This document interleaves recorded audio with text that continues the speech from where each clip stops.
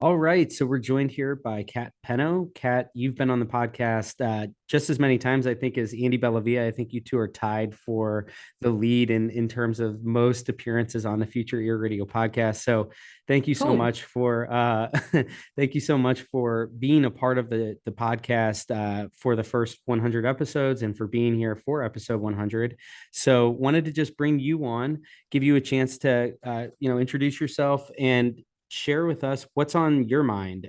What's kind of on your radar right now in the world of hearing healthcare? Well, first of all, Dave, getting back on it. Congratulations. 100 podcast episodes is no mean feat. So that's huge news to celebrate. And I'm honored to be here. Thank you for inviting me on. Look, I really enjoy the conversations you and Andy and I have. I feel like we've all been quite progressive.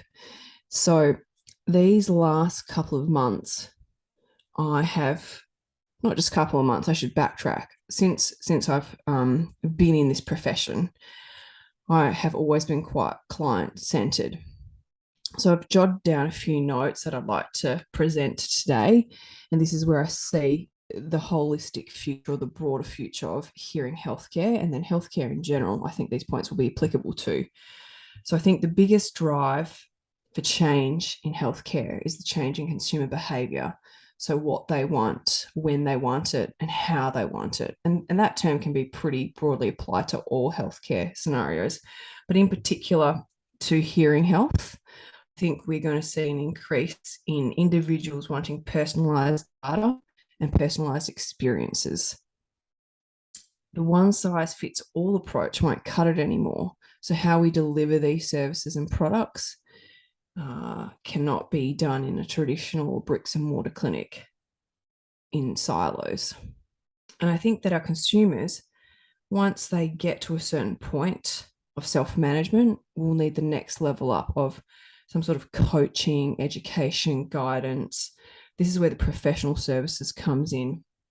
I'll go into that in a bit more detail in a moment. So I think that individuals will be able to get to a certain level of healthcare understanding and management themselves, self-fit, self-serve, self-manage, and then they'll want more. And that part of where they will be wanting more is where I've always seen audiologists and hearing healthcare professionals fitting in. I think we've spoken in the past about coaching and what that looks like across every avenue and country may vary. Because what we're really looking at, and I talk about this a lot, and I've just done a paper with Sophie and Justin, which will come out in a couple of months, which will be great. We talk about how to motivate behavioral change in our clients. So how do we get them to use and feel empowered to be proactive or preventative in their hearing health? And if they're beyond that stage, how to get them to use their healthcare devices like their hearing aids or implants in a long-term sense. And as a result of all this, evidence-based practice will be very paramount. So I think there's like a fine scenario where people will self-fit and self-manage, trying all these peace apps on the market and whatever comes out in the next couple of years. But once we get to that, say, glass ceiling of I've done it all myself, I think there are better things available where will the professional come in and evidence-based practice again. I think there'll be this big convergence, with other audiologists out there who are starting some really good movements of we've got to practice a certain way. Dr. Cliff Olson has his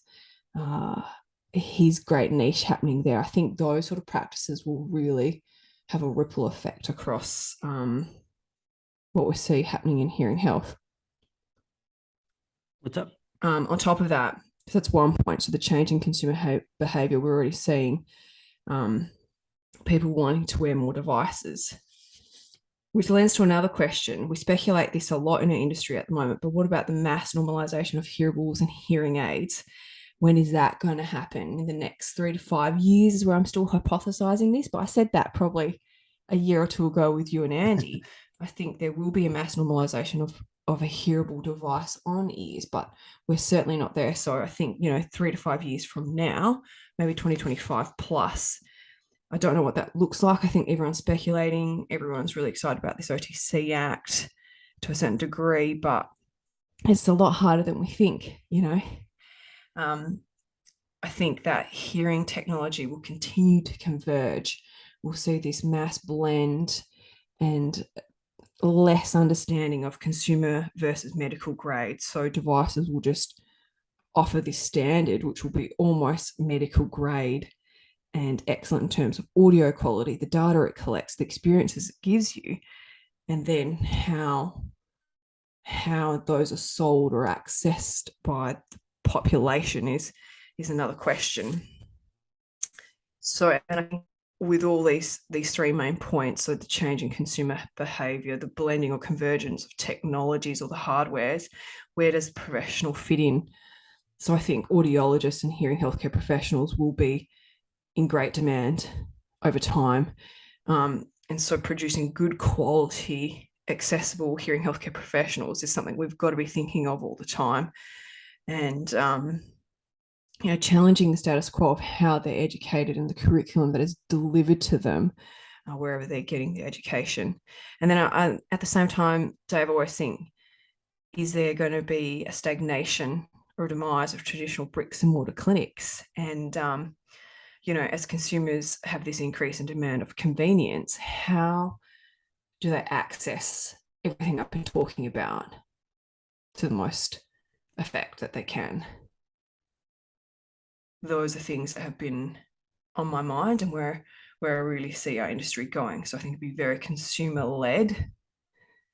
I think there will be a big change in individuals' behaviors, our consumer behavior, in what they want to engage in. And then I think there'll be a convergence from the professional side. So the traditional clinics will still be there. In fact, I think the acquisition in Australia anyway of independence has increased. So I don't think these clinics are going away. I've never said they would. I think they serve a purpose for sure. But the way they look and feel and these other services they will offer will increase and expand. So we'll go into this healthcare realm of this beautiful user experience, no matter what. So less clinic feel, more I've gone and had this beautiful experience and I want to share it with my colleagues and peers and whatnot. I What do you just think? think I think that's I really like the way that you sum that all up.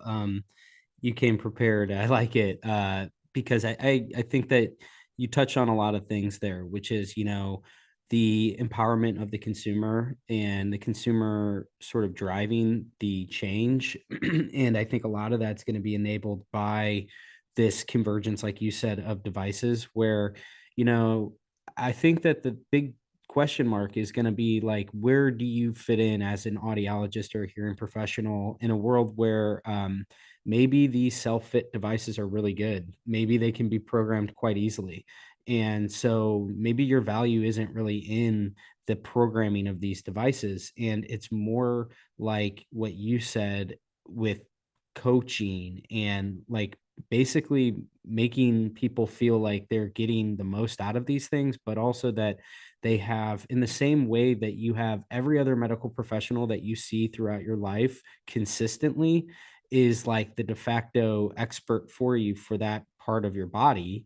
And so, when you go and you see the dentist, for example, you're getting your teeth cleaned, but you're also kind of getting checked on, and you have that peace of mind that like all is well, and you can have a conversation with that professional about all the ins and outs of that part of your healthcare.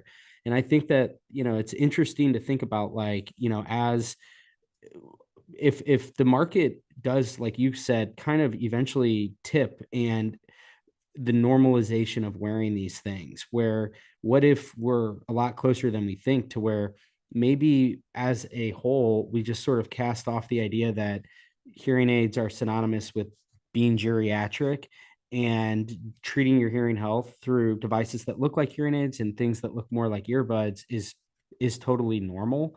Like, will that cascade to broader usage, more proliferation of these devices, therefore more people that ultimately might need and want that? Like you said, you hit the glass ceiling and you're like, I've been able to manage this up until this point, and now I kind of, for whatever reason, I want more.